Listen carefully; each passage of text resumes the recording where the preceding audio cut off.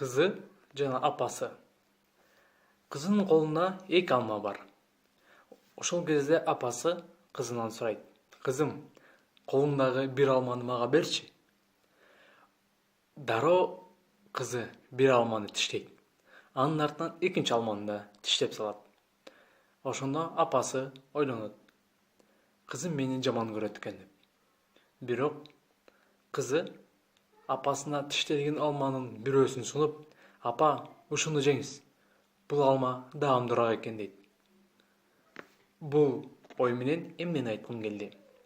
Бир нерсени көргөндө, же болбосо бир адамды жөнүндө таянак чыгарып жатканда шашылбайды. Сырткы көрүнүш көпчүлүк учурда алдамчы болот. Ошол себептен терең ойлонуп, бардыгынын маанисин түшүнүп, анан чечим чыгаралы.